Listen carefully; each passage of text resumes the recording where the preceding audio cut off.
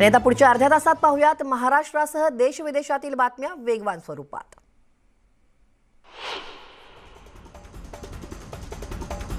राज्याच्या अर्थसंकल्पीय अधिवेशनाचा शेवटचा आठवडा आजपासून सुरू होतोय। विधानसभा अध्यक्षपदाचा तिढाही अद्याप सुटलेला नाहीये। गिरीश महाजन यांनी याबाबत हायकोर्टात दाखल केलेली याचिका फेटाळल्यानंतर आता सुप्रीम कोर्टात याचिका दाखल करण्यात आली आहे। त्यामुळे आता सरकार काय भूमिका घेतं हेही पाहावं लागणार आहे। कोल्हापूर उत्तर विधानसभा पोटनिवडणुकीवरून महाविकास आघाडीत नाराजी नाट्य रंगल्याचं चित्र आहे। शिवसेनेचे बडे नेते आणि माजी आमदार राजेश क्षीरसागर यांनी जोरदार शक्तीप्रदर्शन केल्यामुळे राजकीय वातावरण तापलंय। त्यामुळे क्षीरसागर यांना आता थेट मातोश्रीवरून बोलावण्यात आलंय।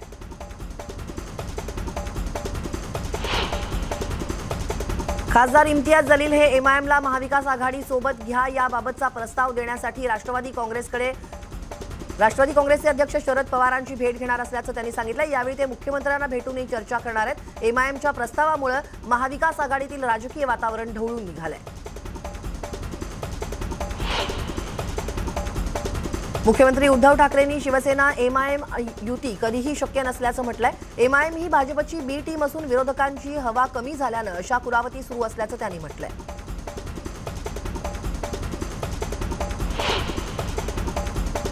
शरद पवार यांनी एमआयएमच्या महाविकास आघाडीत येण्याच्या मनसुब्याला ब्रेक लावलाय। एमआयएमच्या ज्याच्यासोबत जायचंय त्यांना हो म्हणायला हवं असं सूचक विधान शरद पवारांनी केलंय। कुणी कोणत्या पक्षात जायचं हे ज्याचं त्यानं ठरवावं असं देखील पवार म्हणाले।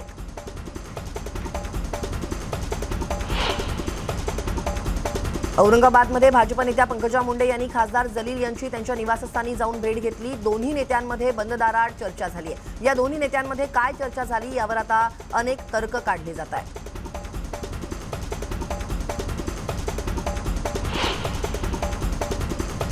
राज्यात शिवसेनेच्या संघटनात्मक बांधणीसाठी शिवसंपर्क अभियान सुरू करण्यात आलंय। या अभियानाचा पहिला टप्पा 22 ते 25 मार्च दरम्यान असणार आहे। पूर्व विदर्भ, पश्चिम विदर्भ आणि मराठवाड्यातील एकूण 19 जिल्ह्यात हे अभियान राबवलं जाईल।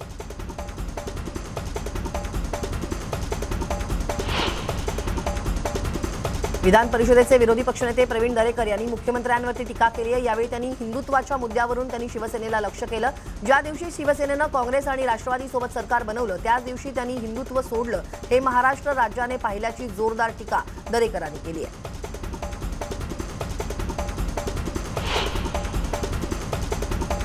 देवेंद्र फडणवीसांनी शिवसेनेवर बोचरी टीका केली आहे। अजान स्पर्धा भरवणारे जनाब बाळासाहेब लिहिणारे आता युतीचा विचार करतायत। मात्र शिवसेना एमआयएम ही नुरा कुस्ती असून सगळे मिळून हा खेळ खेळत असल्याचं फडणवीस म्हणाले।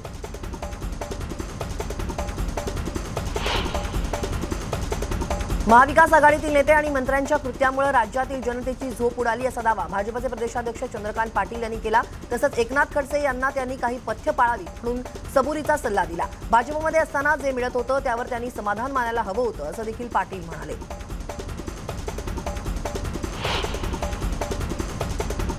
भाजप नेते रावसाहेब दानवे यांनी एक गौप्यस्फोट केलाय। विरोधी पक्षनेते देवेंद्र फडणवीस यांनी विधानसभेत सादर केलेल्या पेनड्राईव्हमध्ये सत्यता आहे। अजून 4 पेनड्राईव्ह पुढे येणार असल्याचं दानवे म्हणाले।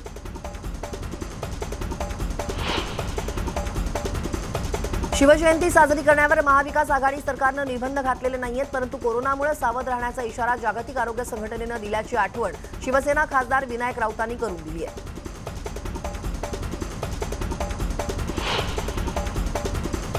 तळेगाव आगारातील एसटी कर्मचाऱ्यांनी विरोधी पक्षनेते देवेंद्र फडणवीस यांना निवेदन देत सहकार्य करण्याची मागणी केली। यावर फडणवीसांनीही अधिवेशनात हा मुद्दा घेऊन लवकरात लवकर एसटी कर्मचाऱ्यांचा प्रश्न मार्गी लावणार असल्याचं आश्वासन दिलं।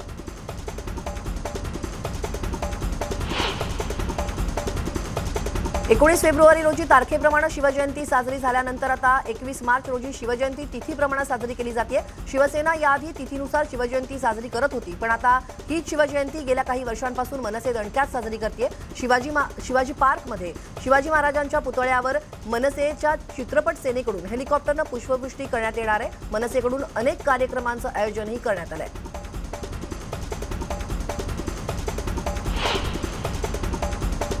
शिवजयंतीनिमित्त मुंबईत मनसेकडून प्रत्येक शाखेतून भव्य रॅली काढली जाणार आहे। शिवजयंतीनिमित्त मनसेकडून ही रॅली काढण्यात येणार असून हजारो कार्यकर्ते या रॅलीत सहभागी होणार आहेत।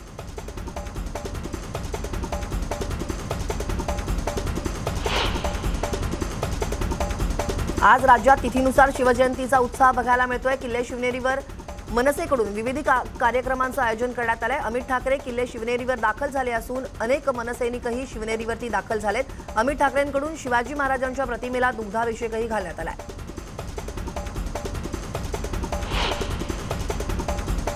बुलढाण्यातही शिवजयंतीचा उत्साह पाहायला मिळतोय। छत्रपती शिवाजी महाराजांच्या खामगाव येथील अश्वारूढ पुतळ्याला माल्यार्पण करून शिवजन्मोत्सवाला सुरुवात करण्यात आली। यावेळी महाराष्ट्र नवनिर्माण सेनेचे कार्यकर्ते मोठ्या प्रमाणात उपस्थित होते।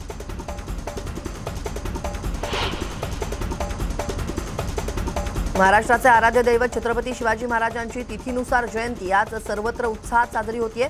श्री शिवराज्याभिषेक सोहळा समितीच्या वतीनं नागपुरातील महाल परिसरात शिवतीर्थ छत्रपती शिवाजी महाराज चौकात शिवजयंतीचे कार्यक्रम आयोजित करण्यात आले असून शिवभक्त मोठ्या उत्साहानं त्यात सहभागी झालेत। यावेळी महाराजांच्या प्रतिमेचे दुग्धाभिषेक करत पूजन करण्यात आलं। यावेळी शिवगर्जना या ढोल ताशा पथकानं वादन करत महाराजांना वंदन केलं।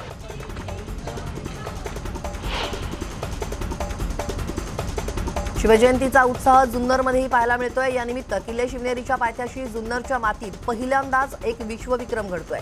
जागतिक विश्वविक्रमाला गवसणी घालणारी तब्बल 34,000 चौरस फुटांची शिवरायांची भव्य 3D रांगोळी साकारण्यात आली आहे।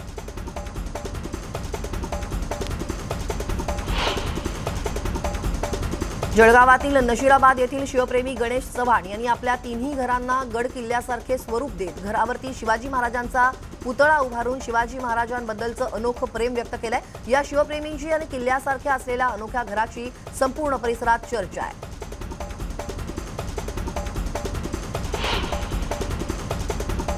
ठाण्यातील कळव्यात सिलेंडरचा स्फोट झाल्याची घटना घडली आहे। कळव्यातील गॅस एजन्सीत हा स्फोट झाला। यात 4 कामगार गंभीर जखमी झाले असून हे कामगार 80 ते 90% भाजलेत। या कामगारांवर अतिदक्षता विभागात उपचार सुरू आहेत। हा स्फोट नेमका कसा झाला हे अद्याप कळू शकलेलं नाहीये।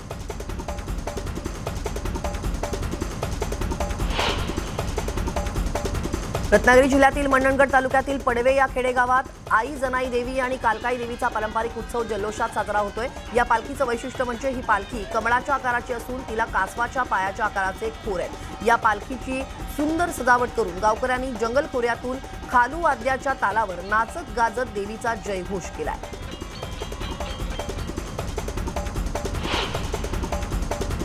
अमरावती शहराला लागून असलेल्या पोहरा जंगलात नागरिकांनी पार्टी करून कचरा केला होता। त्यामुळे जंगलात प्लास्टिकच्या बाटल्या, प्लास्टिकचे रॅपर्स आणि प्लास्टिकच्या पिशव्यांची घाण झाली होती। पण सामाजिक संस्थांनी पुढाकार करत हा कचरा हटवलाय।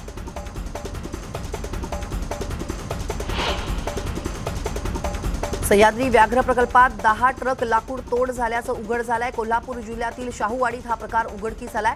लाकूड तस्करांची मोठी टोळी यामध्ये असल्याची भीती व्यक्त केली जाते। वन विभागाला याची माहिती मिळताच तात्काळ अधिकाऱ्यांनी पंचनामे सुरू केले।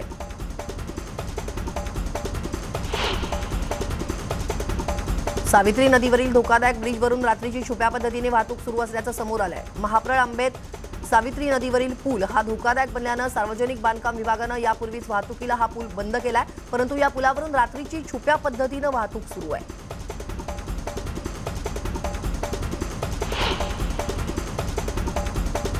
जागतिक वन दिनानिमित्त वन विभाग भंडारा यांच्यातर्फे शहरातून सायकल रॅली काढण्यात आली। रॅलीतून वन आणि पर्यावरण संरक्षणाचा संदेश देण्यात आला। 100हून अधिक सायकलस्वार या रॅलीत उपस्थित होते। या रॅलीच्या समारोपाच्या दरम्यान वन विभागात उत्कृष्ट कार्य करणाऱ्या कर्मचाऱ्यांचाही सत्कार करण्यात आला।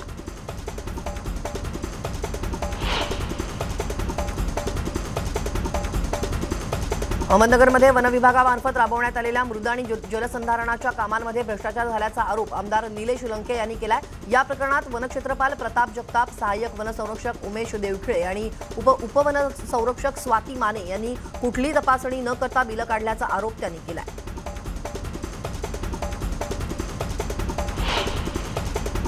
पिंपरी चिंचवडमधील आळंदी परिसरातील केळगाव इथं एक तरुण दारूच्या नशेत महावितरणच्या 150 फूट उंच टॉवरवर चढला होता। त्याला उतरवण्यासाठी अग्निशमन दलाला तब्बल 10 तास प्रयत्न करावा लागला। अखेर अथक प्रयत्नानंतर अग्निशमन दलाच्या जवानांनी त्या तरुणाला खाली उतरवलं।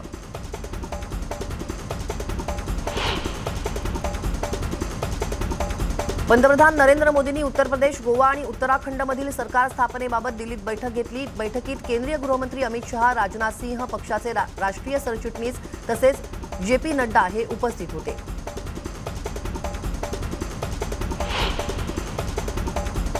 योगी सरकारचा शपथविधी सोहळा भव्य आणि ऐतिहासिक करण्यासाठी सरकारी कर्मचाऱ्यांसोबतच भाजपनेही तयारी सुरू केली आहे। राज्यभरातून लोकांना बोलवण्याची तयारी सुरू आहे। यूपीच्या सर्व विधानसभा मतदारसंघाचं प्रतिनिधित्व तसंच भाजपची संघटनात्मक मंडळं आणि सत्ता केंद्र दिसून येतील। सर्व जिल्ह्यातून याद्या मागवण्यात आल्या आहेत आणि संघ आणि विचार परिवारातील इतर संघटनांचे पदाधिकारीही या कार्यक्रमाला उपस्थित राहणार आहेत।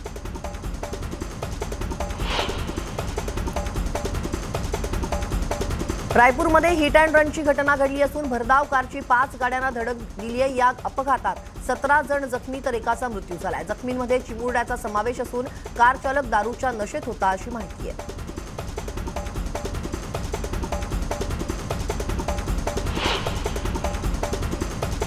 या बातम्यांसोबतच स्पीड न्यूज मध्ये वेळ झाली एका छोट्याशा ब्रेकची। ब्रेकनंतर इतरही काही घडामोडी पाहायच्यात, पण एक महत्त्वाची आठवण ते म्हणजे घराबाहेर पडताना मास्कचा वापर करा आणि वेळोवेळी हातही निर्जंतुक करा। एका ब्रेकनंतर पुन्हा भेटूया।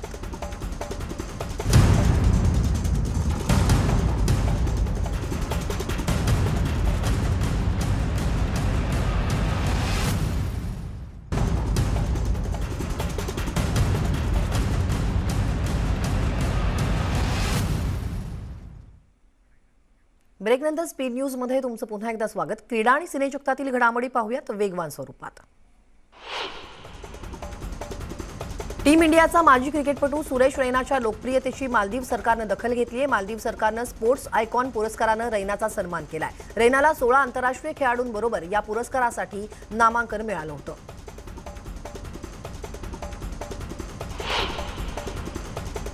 न्यूझीलंडमध्ये सुरू असलेल्या महिला वर्ल्ड कपमध्ये गतविजेत्या इंग्लंडनं न्यूझीलंडचा एका विकेटनं पराभव केला। या वर्ल्ड कपमध्ये पहिल्या 3 मॅच गमावल्यानंतर इंग्लंडचं आव्हान धोक्यात आलं होतं। त्यानंतर या टीमनं स्पर्धेत पुनरागमन केलंय।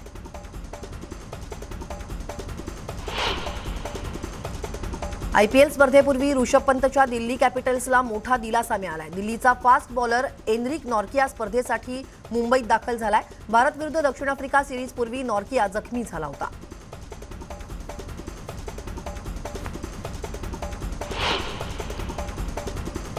पुष्पा द राईस फेम रश्मिकाचा एक नवीन फोटो सोशल मीडियावरती व्हायरल होतोय। या फोटोमध्ये रश्मिका तिच्या आईशी व्हिडिओ कॉलवरती बोलताना असतानाचे हे फोटो क्लिक करण्यात आले। रश्मिकाचा साधा लुक चाहत्यांना खूप आवडतोय।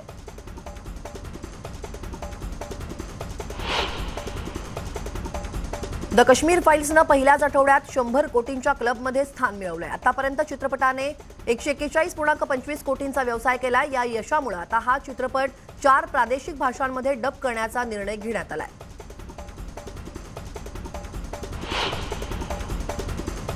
बॉलिवूड अभिनेत्री तमन्ना भाटिया सध्या मालदीवमध्ये वेकेशन मोडमध्ये दिसतेय। अभिनेत्रीनं मालदीवमधील अनेक सुंदर फोटो आणि व्हिडिओज चाहत्यांसोबत शेअर केले। तिचे हे फोटो सोशल मीडियावरती व्हायरल होत आहेत।